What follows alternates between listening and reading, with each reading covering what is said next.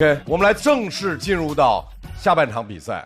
下半场比赛要根据规则，还是盾阵营要出人。是了啊，盾阵营要出的这位朋友呢，他的脑回路总是让人哭笑不得，他的舞台表现呢，就是奇奇怪怪的好笑。对，就是针眼也较真啊！掌声欢迎李梦洁。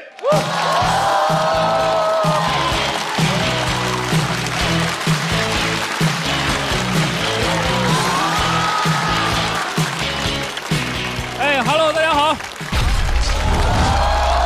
OK， 我叫李梦洁啊，我知道各位不认识我，认识。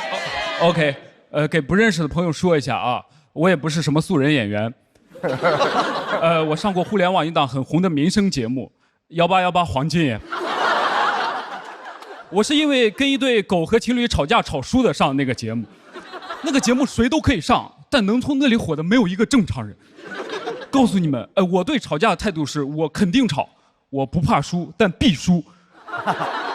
生活中我有一种人我不敢吵架，就是打车遇到路怒的司机，方向盘在他手上，尤其是一些北京路怒的司机，因为他们喜欢说话直截了当，还喜欢绕弯子，感觉是有厂牌的，像个 rapper。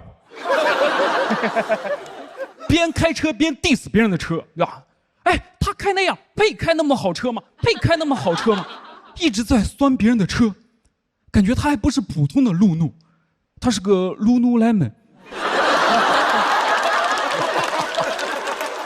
骂着骂着，突然转过头就问我：“这么短的路，你为什么打车呀？我为什么能拉到你呀？”我说：“啊，我为什么打车？因为我原生家庭有问题。”我一步都不想走，我现在有钱了，我就想打车。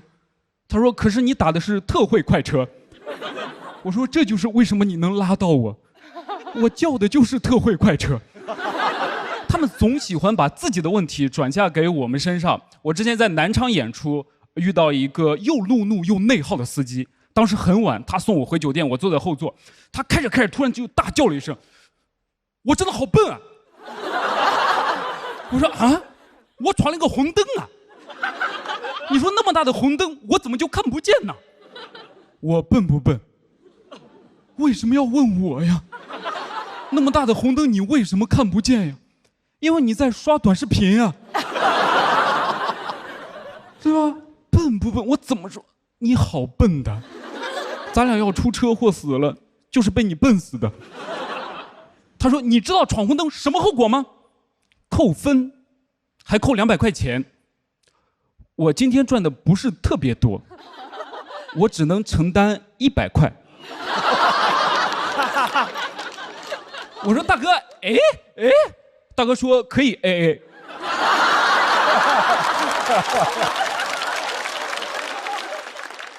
我说：“不可以，是你玩的手机。”他开始自己安慰自己，我理解，但我从来没有见过一个人在安慰自己的过程当中跟自己谈崩了。他跟自己吵起来了。他说：“你知道赚200块钱有多么不容易吗？”兄弟，好像很多人赚200块钱都不容易，大家都挺辛苦的，不止我一个。但是有人赚200块钱就很容易啊，那个红灯咔嚓下就200，咔嚓下就200，我已经听不懂了。他觉得红灯赚钱太容易了，红灯咔嚓下就200，他是拍立得吗？他已经开始眼红红灯了，开始抱怨社会。他说：“我不容易，我赚的不多，我买不起房，不，我现在好想死啊！”我说：“大哥啊，现在吗？不能跑完我这一单吗？就差2公里了。”我当时听了真的很生气，因为我不想死。我也不想他死，我的大脑很混乱又很燃，我也不知道我在喊什么。他说：“我现在好想死啊！”我说：“笨蛋！”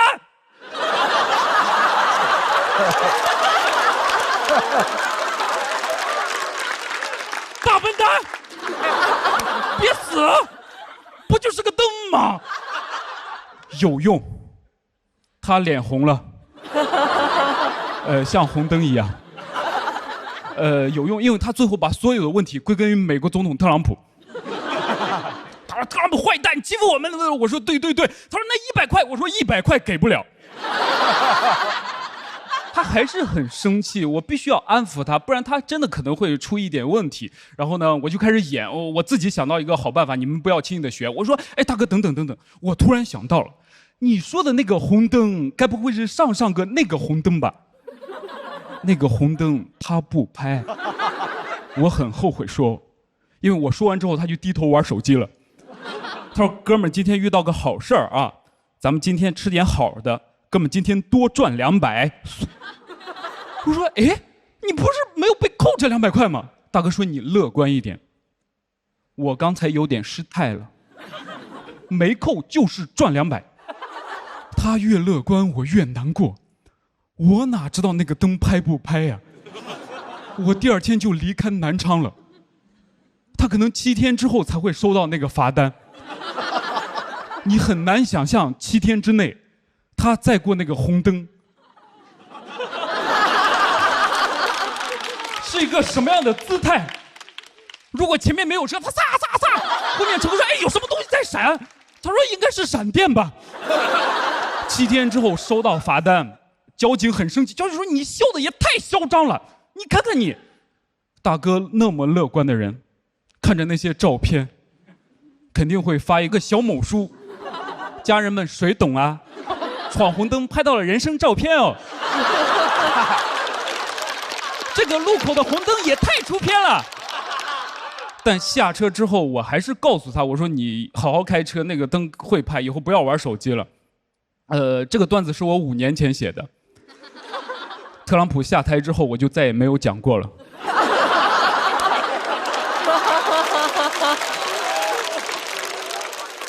5年了，特朗普回宫了。我很开心讲这套内容，因为去年我遇到了跟司机一样的问题，我共情了他。去年我参加节目，首轮淘汰。我刚淘汰完之后，童漠男就下来安慰我。我说：“你不要安慰我，我自己能安慰自己，这有什么难的？”我说：“大家都挺难的，演员都不容易，那不止我一个。演员被拍灯本来就挺难的，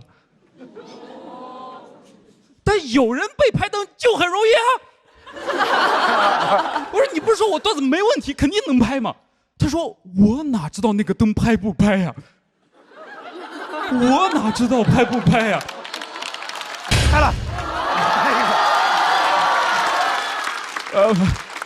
这是童漠男说的。他说：“我哪知道拍不拍啊？”我说：“我真的很难过，我参加了综艺，我觉得没有人喜欢我，我不想再参加比赛了，我可能只能演小剧场了。”他燃了。他说：“不就是个灯吗？你至于吗？灯我给不了你。但寻找王医生天津站1700人大剧院开场，你来吗？”我说：“来。”非常感谢童漠男，我讲这段子其实就是为了感谢他，因为他拉了我一把，谢谢你们。讲到这里。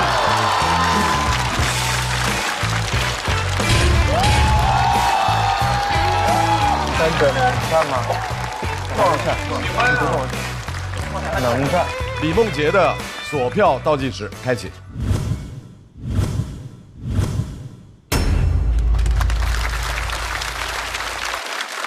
我喜欢他让童漠男逼着我拍灯那个。我说这都 Q 这么半天了，哥们儿不给个情绪价值吗？啊，然后但是确实也是演得好啊。谢谢大老师。我觉得他特别逗是在于，就是比如说路怒啊，或者别人来骂街的时候，你当时是不是心里可开心了？有段子了，可以记了旁边。我觉得李梦洁的点是在于，他经常说这个事儿啊，按别人来说就过去了。他就过不去，就这点事上就能给变成自个儿的一个作品。我觉得这个希望以后听到你更多的故事。谢谢大老师，谢谢大老师。我上一场对他的那个段子印象非常深刻，因为我觉得他的画风太清奇了，哒，对，就是太清奇了。所以这一场我觉得比起来的话，这场的笑点会稍微少一点，但是也有一些我特别喜欢的。虽然他说的是这个司机的事儿，但是他中间有一个原生家庭，是我笑得特别大声的一个点。我是在这一场，我真正的开始真的 get 到李梦洁有多好。谢谢，哦，谢谢。就是首先他的反差特别大，因为那个本人你看讲话就是个特别感觉温文儒雅的一个人，但他每次讲的又是一个内心有极具愤怒感的一个人。然后刚才你说是小触发大故事，但我觉得是他把一个画面或者一件小事儿，像电影那个高速放映一样，变成个慢动作。然后在这个慢动作当中，你看到子弹被射击出膛之后，他那个过程，他就娓娓道来的给你讲述，我觉得非常非常有趣。所以这一段我觉得非常棒，里面有很多就很无厘头的梗，我笑得非常开心。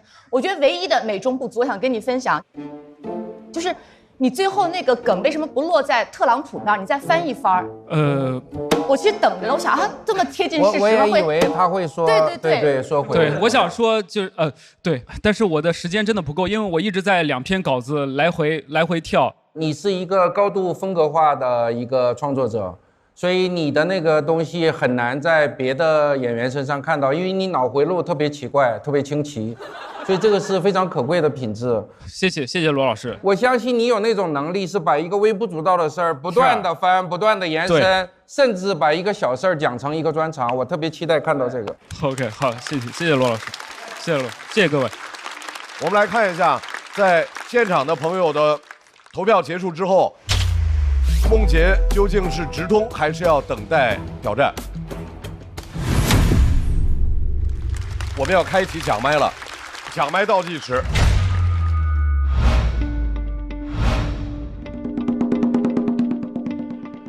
毛阵营的朋友，有哪位想要抢麦？来了，该来了。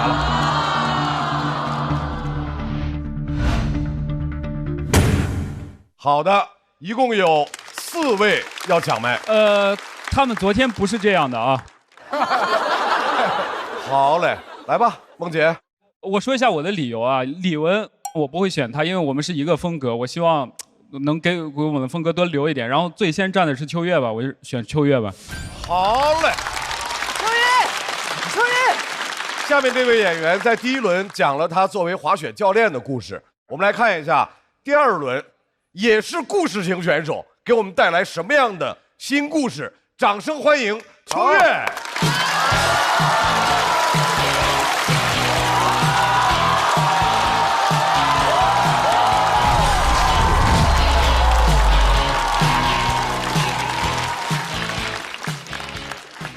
你们好，我是秋月2楼朋友，你们好。哦，对，还有我是一名滑雪教练啊。对，然后上一轮比赛我非常激动啊，主要是因为我晋级了，更重要的原因是我在台上看见了春春，因为他让我想起了我的2005年，因为那一年我也参加了超女。真的，当时我就是被那个节目的 slogan 吸引了，想唱就唱。他宣传的是平民选秀啊。但我想说，人呐，真的会反复踏入同一条河流。20年后，我又被另一个 slogan 吸引，每个人都能说5分钟脱口秀。那一年我刚14岁，懵懂无知，有点懵懂，格外无知。真的，我当时知道这个消息，是因为我的同学在课堂上塞了一张纸条给我，他说我们的机会来了。哎，我都不知道啊，啥机会？丢人的机会。当时还是非主流时期，我还梳着一个齐刘海，我还有个底线，就是绝对不能让风把这刘海给吹劈叉了。所以我总有一只手在刘海的上方不停地拍打，像这样。而且校服袖子从来没有好好穿过，甩到最下面，然后扣在嘴上。哎，有画面，想起来了。双腿内扣，往左再往右。我还有2个朋友，他们跟我不一样，他们是斜刘海，斜刘海就是挡住半只眼睛的那种。他们俩一个往左斜，一个往右斜，2个人站在一起，勉强凑出1双眼睛。你们看着网上那个陶喆的图了吗？他们俩一个陶喆，一个哲陶。我们3个是一起报名的，但现在想想，当时的节目真的没什么门槛，我们3个这个造型全都选上了。当时我选择的歌曲叫做《刺激2005》，没听过吧？当时评委也没听过。它是一首串烧歌曲，太前卫了，没有人拿串烧参赛，一般也就串个2、3首最多了，我串20多首。我想做人呐，咱得留几首，这首不行还有下首，一首接一首，我都给老师串迷糊了。老师刚听出什么歌的时候，换下一首了。你想想，当初春春从海选到冠军，也就唱了20多首歌。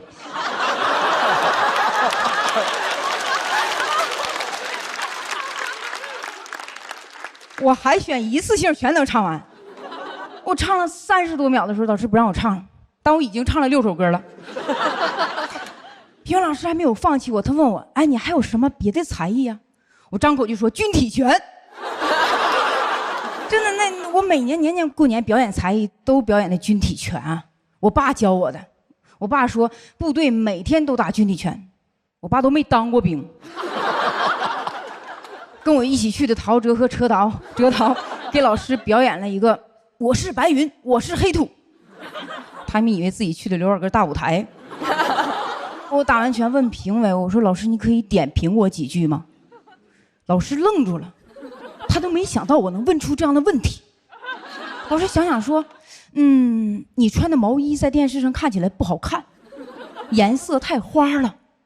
老师没点评我的歌曲，也没有点评我的才艺，他点评我的 OOTD。什么叫做颜色太花了？我不懂，我回家看电视我都没看出来，我家黑白电视只有雪花。而且当时家里确实蛮穷的，毛衣都是妈妈给我织的。她织的时候啊，本来是一个淡黄色的毛衣，她织发现线不够了，所以家里有什么线她就用什么线，拼接成一个串烧毛衣。后来我知道，其实唱歌好听的老师根本没有问才艺，就是问我们这些。我后来想想，是不是就要把我们选入那种搞笑集锦？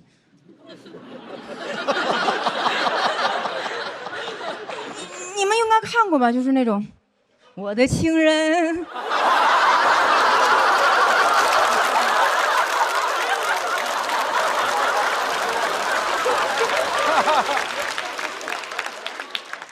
对不起，我疯了啊！真的，我现在看那种搞笑集锦，我根本都笑不出来，因为我太害怕看着看着，我下一秒就出来挥拳了。真的，就是谁能想到那个视频呢，能被保存下来，还留这么久？但是我挺怀念那时候人的精神状态的。这人呐，怎么能那么勇敢，那么的自信？我当时淘汰了，我都没想过是我唱歌有问题，我以为我是毛衣穿错了。很多人问过我说你写这篇稿子想表达什么，我不知道。他说是不是因为春春在这里你才写这篇稿子？我说是啊。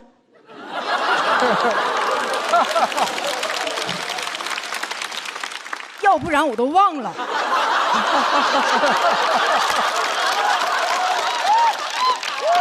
好，我们3个当初一起走出来的时候，我们说好了这事儿永远不要再提了。20年过去了，真的谁也没有再提。我最近因为写这篇稿子，我特别着急，想回忆情节，我给他们打电话，他们说什么超女我不知道。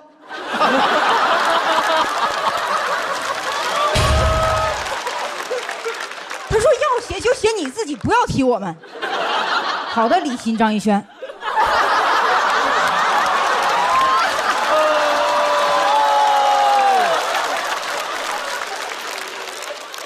我提他们不是为了别的，我就是想显摆显摆。当初20年前我们3个在一起，20年后，我跟当初我们的冠军在一个节目里。我真的觉得这个世界太奇妙了，喜剧给了我无限的可能性。我想我都当教练了，我都滑出去很远了，没想到又滑回搞笑的圈子里。所以当初我现在想想，我还能回到当初超女的舞台，我仍然会穿那个串烧毛衣，唱那个串烧歌曲，但是我应该换个才艺了，我会选择脱口秀。我说各位评委老师大家好，我是68号选手邱月儿我是一名滑雪教练。我来到这里的原因呢，是因为我家那边雪化了。谢谢大家，谢谢大家。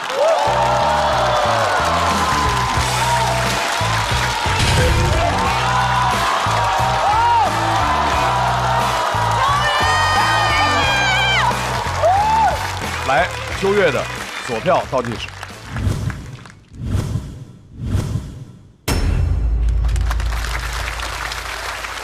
刚才你说那个刺激2005的时候，我和大老师，我们两个看着彼此说，好，我们两个都听过。对对对，当年好多歌串烧在一起哈，一句就是一首歌，恨不得。对对对，啊就一句一首。春春，我想问一下，你05年海选的时候，你唱的什么？我的心里只有你，没有他。对呀，第一首啊。我在总决赛的时候，当时导演组有给过我一首花儿的歌曲。啊，那唱了吗？没有，因为我当时不会唱那首歌。这也是合理的。那歌叫《化蝶飞》。化蝶飞哦，化蝶飞哦，哇，这个歌非常适合穿上毛衣唱啊。化蝶飞，穿上毛衣，我太合适了啊！你后来会了这首歌？我对。别逼着人家啊！我没有逼，别逼人说假话。对对对对对，又来了。春春，你说真话，你现在会这首歌吗？化蝶飞，化蝶飞，是，谢你作为谢。作为礼貌的回应，你是不是应该唱一下人家的？再不疯狂，我们就老了。笑团的4盏灯都亮了，问一下4位，哪一段哪个瞬间是你特别喜欢的？大老师。他后来说，要不然我不说就该忘了。那个是的，是的。我还觉得他要怎么把这个事儿说破无毒，然后只是就用这个点说的，我当时就觉得这块必须得拍了，这个好棒啊，这块啊。而且中间有一段是他几乎一句一梗，连叠了5下左右，大概是。你当年的经历跟春春老师的这个互动，是跟作品是浑然一体的。是的，对，是一个作品的真实的、扎实的一部分构成。对，100%的契合度，非常优秀，非常棒。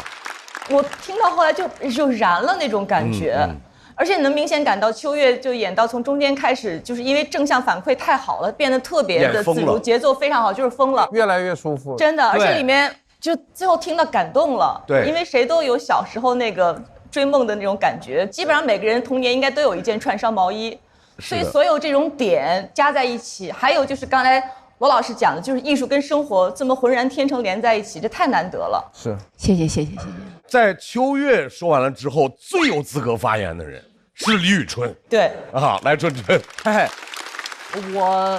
对于我来说，我觉得因为它勾起了我很多的回忆，就是那种古早的时候的一些比较，现在说是比较抽象的一些画面，对，就包括当时杀马特的造型啦。然后大家穿的衣服啦，然后大家唱的歌呀，然后包括在那个舞台上的一种自信的精神面貌呀，就是好像没有任何的负担啊，或者是我会不会丢人呢？就是有很多很多好玩的事，包括他说那个有一个集锦，就是我们现在去考古会看的一个东西。现在你那个还在吗？我那个就能找到吗？哪里能看到？因为我自己找不到，所以我才敢讲，我怕大家找到。我太想找了，我太想看那个东西了，一定能找到，播了就找到了。秋月他确实在集锦里是吧？不，他没有在集锦里，但是确实是当时播出了，我在电视里看到，所以我下楼的时候，别人问，哎，你怎么在电视里打拳啊？我觉得很丢人，所以这事儿就不想提这个事儿。所以其实春春在听这段秋月的脱口秀表演的时候，你的那个感受和其他人是完全不一样的。我就是个当事人呗，就当事人的感受，所以我一直是，我的眼泪都快出来了，因为太活灵活现了，就在我眼前。对，我真的，您说这个折桃这个事儿啊，就是发型这个事儿，以前就是这样。哎，最适合留这个发型的人知道是谁吗？哈哈草，他这个嘴都老往上，这么着吹，可以把它吹起来是吧？对，我以前真的是这样。而他当时他在演那个，就是那袖子这么着弄嘴的时候，对，是吧？那个感觉一下就回来了。那个时代，那个年代的学生很多都是那个范儿，太帅了。所以秋月的这段表现，我相信一定给李梦洁了巨大的压力。李梦洁又往心里去了，好吧？请李梦洁回到舞台。来自顿组的李梦洁和来自毛阵营的秋月，我们来看一下2位的得票数是。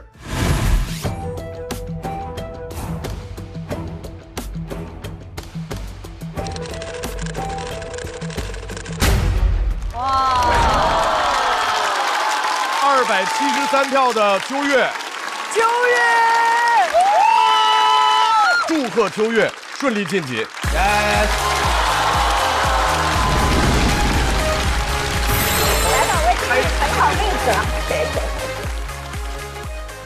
春春在台上说想落泪的时候，你的感受是什么？